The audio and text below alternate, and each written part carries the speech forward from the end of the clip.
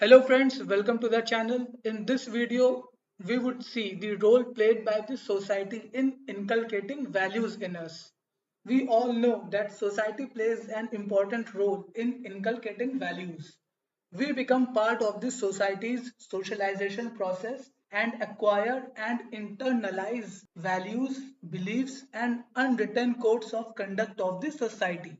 The society gives us opportunities to learn values. It also offers us role models to emulate, and it sets consequences for breaking rules. By inculcating values in us, it creates a strong and united community based on shared values. Now let's look at the roles played by this society in inculcating values. Let's look at each of them one by one. First role is the imparting cultural norms society से हम cultural practices traditions and norms सीखते हैं इन practices और traditions से ना सिर्फ हमें अपने कल्चरल हेरिटेज के बारे में मालूम पड़ता है बल्कि इनसे एसोसिएटेड जितने वैल्यूज हैं वो भी हम सीखते हैं अपने अंदर इनकलकेट करते हैं कल्चरल प्रैक्टिसेस जैसे कि किसी को ग्रीट करना नमस्ते करना बड़ों के पैर छूना या साथ मिलकर फेस्टिवल सेलिब्रेट करना इन प्रैक्टिसेस को फॉलो करके हमारे अंदर कुछ वैल्यूज डेवलप होते हैं जैसे रिस्पेक्ट फॉर एल्डर्स हॉस्पिटैलिटी अतिथि देवो भव और कम्युनिटी सॉलिडारिटी नेक्स्ट पॉइंट है role of religious and spiritual institutions religious institutions में आपके टेम्पल्स आते हैं मॉस्क्स आते हैं गुरुद्वारास आते हैं और स्पिरिचुअल इंस्टीट्यूशंस के कुछ एग्जांपल्स ले लिए जाएं तो जैसे art of living foundation Isha foundation of Sadhguru these institutions teach us various ethical and moral values such as compassion, forgiveness. Forgiveness is related to ending the feeling of resentment or vengeance towards a person or a group. Then altruism. Altruism is a selfless act for the well-being of others. We all know about charity. Charity is one of the forms of altruism. So, religious and spiritual institutions play an important role in inculcating values in us. फिर आते हैं next point पे which is promoting values of tolerance and respect for diversity. Society promotes values of tolerance and respect for diversity. And how does it do so? By encouraging individuals to appreciate and accept different cultures.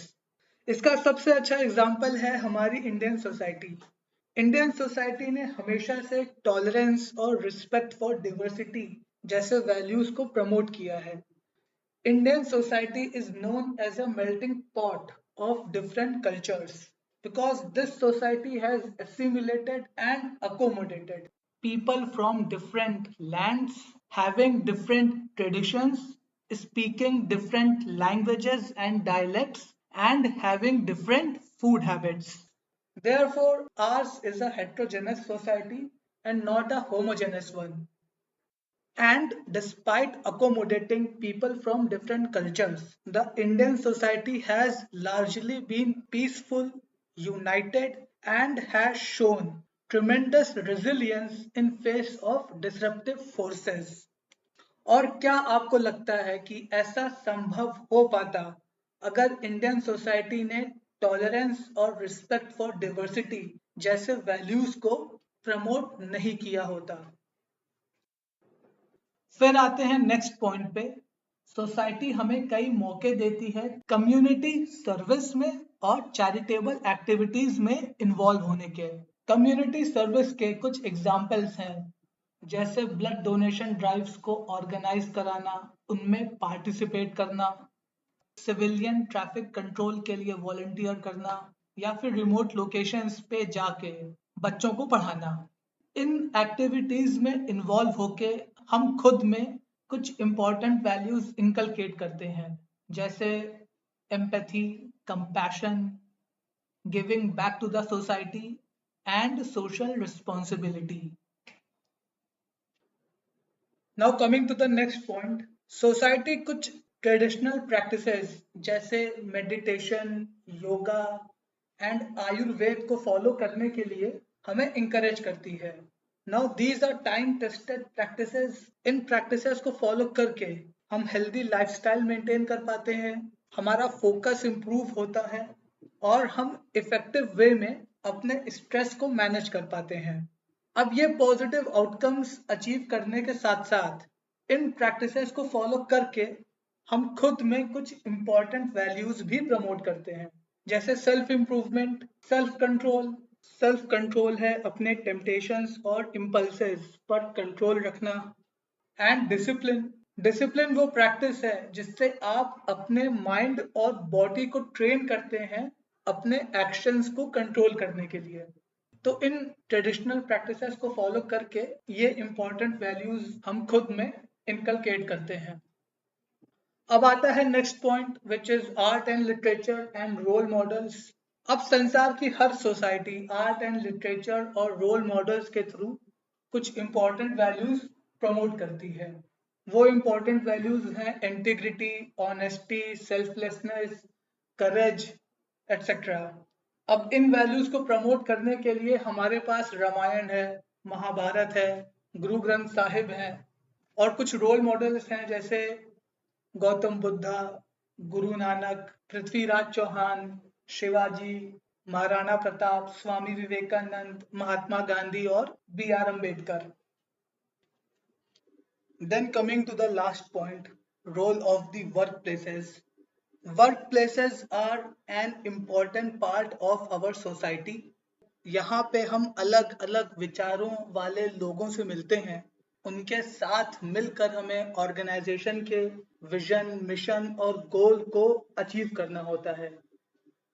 इसलिए यहाँ हमारे कुछ important values develop होते हैं जैसे team work, accountability, probity, loyalty, coordination and cooperation. यहाँ पे हमें कम्युनिकेशन की इम्पोर्टेंस भी समझ आती है। With this, we come to the end of the video. ये फेमस कोट है by Mahatma Gandhi. The true measure of any society can be found in how it treats its most vulnerable members. ये coat इस बात को highlight करता है कि किसी भी सोसाइटी की ग्रेटनेस इससे रिफ्लेक्ट होती है कि वो सोसाइटी अपने वल्नरेबल मेंबर्स को कैसे ट्रीट करती है, ना कि इस बात से कि उस सोसाइटी के लोगों के पास कितना पैसा है और कितनी पावर है। अगर सोसाइटी वल्नरेबल मेंबर्स के वेलबींग को प्रायोरिटाइज करती है तो इसका मतलब सोसाइटी में कंपैशन, जस्टिस और ह्यूमैनिटी जैसे वैल्यूज को सुप्रीमेसी दी जा रही है। यही वैल्यूज सोसाइटी के मेंबर्स में भी इनकलकेट होते हैं।